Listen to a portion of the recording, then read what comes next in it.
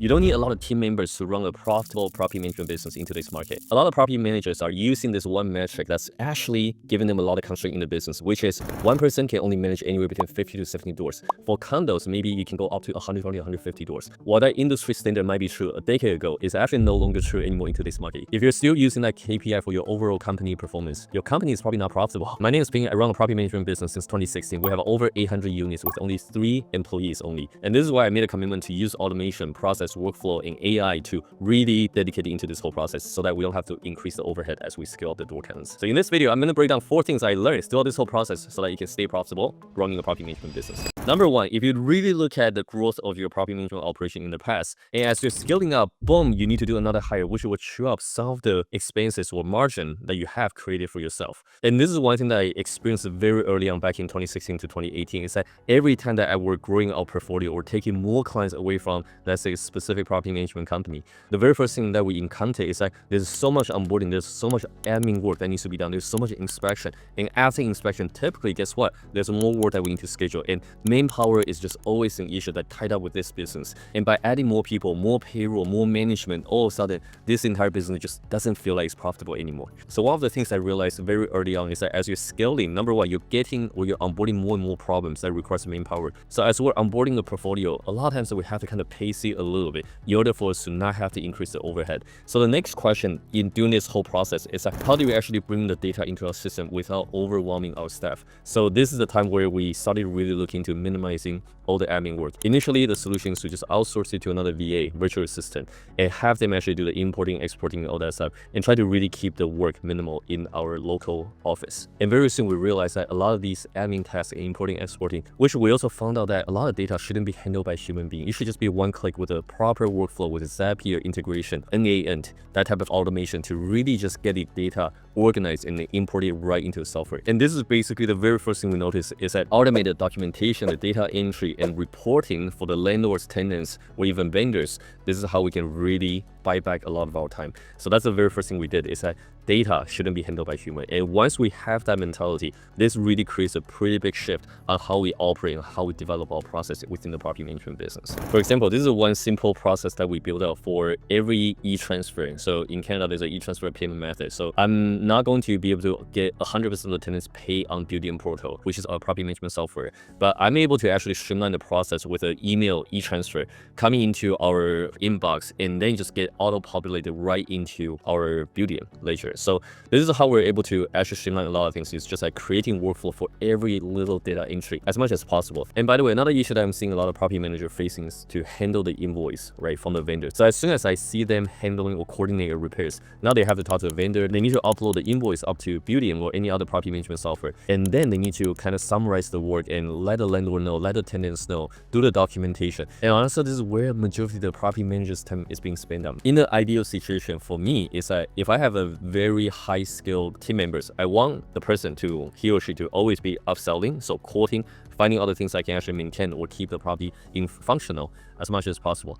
I want the person to always be onboarding or maybe finding out if there's any more leads that we can onboard, any more landlord leads. It's all the revenue generating tasks that I want them to focus on, not the admin work. Admin work can all be handled by either virtual assistants or automation. So this is a very early rule that we set up for all operations, that we want everybody to be salespeople, right? And once you can turn them into revenue generating, I guess, position, this is the time where the company will continue to thrive very, very easily. So every single process that requires data entry, we always build out a workflow like this. I'll show you guys another one. So how to handle the invoice. Yeah, it might look kind of crazy. So for example, the documentation from Gmail all the way into uploading the Google file, all the way to having the AI. Currently, in today's market, is that we have the AI to recognize or extract the invoice number, categorizing all that stuff through AI. So it's become a lot more efficient. But prior to having AI, we just have one person, one VA to kind of validate everything here. So it's the same thing. It's just like replacing human resource with the AI technology.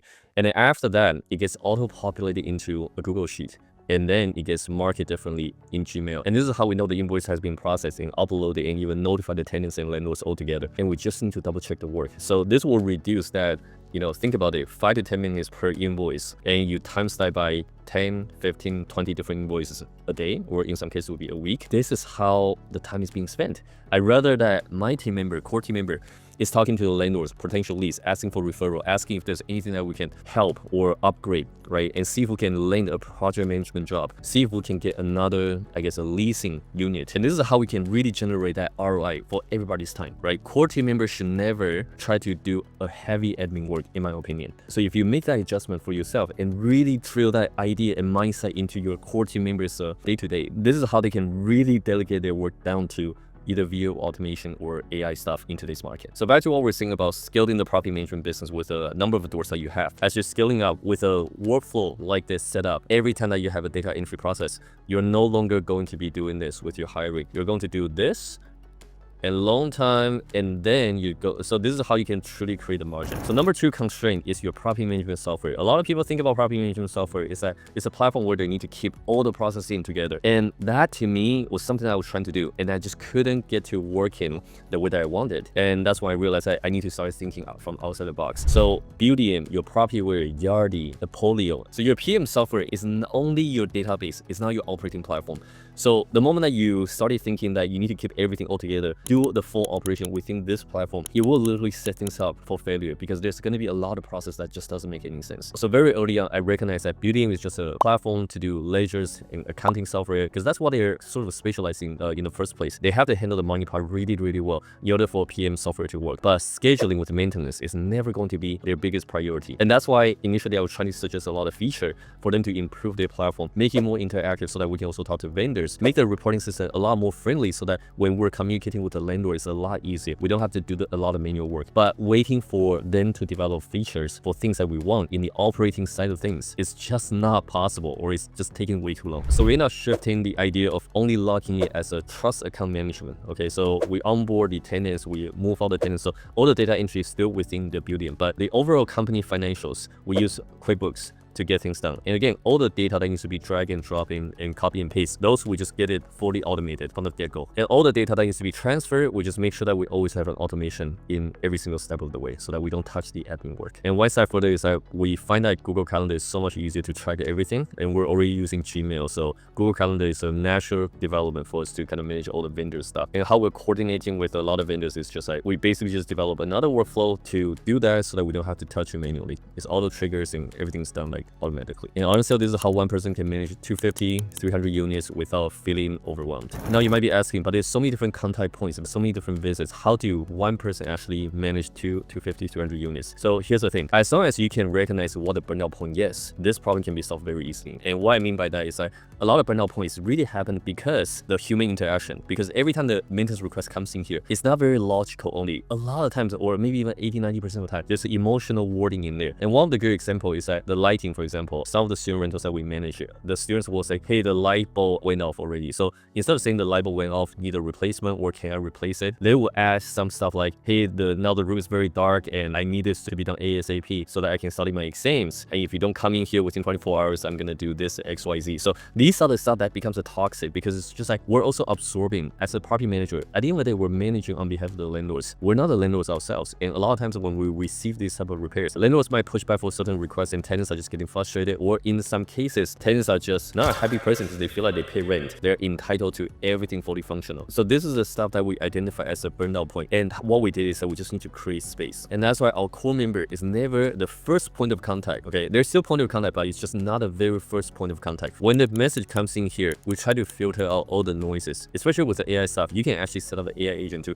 receive the message, clarify, get everything sorted, provide a summary. And then if there's something that the AI agent can coordinate with the vendor, that's what we get the AI agent to do. Before AI era, we use VA, we use different type of automation to filter out, certain messages. But in today's market, you can use AI and still provide the top-notch service for the tenants because communications can be very fast and just clarifying certain things without being emotionally affected. This is how we're able to really digest the workload and then get vendor to scheduling, get in-house technician to scheduling. But our core member don't actually step in unless there's a further escalation from the vendors or even the tenants. And you basically just remove 80% of aggravation in our daily operation for everybody. And just want to demonstrate about how AI agent works. Basically, every time there's a request that comes in here, we'll block out the address in here, but it will actually tell us the priority, the category, and the issue. This is all being summarized by the AI so that it removes the emotional, wording in here. So when we're reading it, it's very logical. Okay, something is broken. Okay, there's a certain protocol that we need to go through. But the very first thing that the AI is going to do is actually reply to clarify 1, 2, 3, 4 points in here, and then we just need to say yes to send or edit to modify or skip the troubleshooting, and then we can take it over manually. So most of the time, 80% of the time, we're able to actually just handle this, and having the AI in place actually reduce 30% of the maintenance workload, because guess what? As soon as we push things back and then we ask the tenants to look at certain things, and 30% of the time, the tenants can actually look into the problem, solve it quickly, let us know, or not reporting back again, and then we can close out the task without having to get our team members, vendors, or even landlords involved in the repairs like this. And another problem which causes a bit of aggravation is notice entry, or even the timeline to enter into the notice. So if you look at this notice, is that the bot, the AI agent, is actually telling us that, guess what? This doesn't actually meet 24 hours. Do you still want to proceed anyway? Yes to overwrite or no to cancel. This is just a simple prompt that will remove the human error. And this is how I can ensure our core members' mental states always stay a little bit more healthy. And the last thing I want to mention, which is number 4, is that making that workflow, the procedural process, and start implementing AI agents to replace the human resource. This is not only make the day-to-day a lot more profitable and enjoyable, but it makes the business a lot more sellable. The multiplier is no longer going to be just a property management, the typical 1, 2, maybe 3 EBITDA. It's going to be now 5, maybe 6, or even 10, just depending on how you can evaluate or how you can use the AI. Now with the workflow protocoling, AI agents, the AI technology in here, the EBITDA now can go up to 5 to 10 multiply, just because how you're structuring your business. And this is why I'm excited about sharing all the things that we're doing, because property management business is naturally a growing business. The only problem is that people are hesitant about growing and scaling their business simply because it's too many moving parts, too many voices in this operation, and sometimes it gets very tiring, just depending on what the issues that you're facing with the tenants or landlords. Okay, so what I like to do is to remove all of those emotional factors, focus on building a business that's profitable, that's efficient, and more importantly, protect everybody's mental state so they can become profitable and sellable business in the near future. If you find some value in this video, like and subscribe. Let me know in the comment below so that I can create another video to share with you my solution.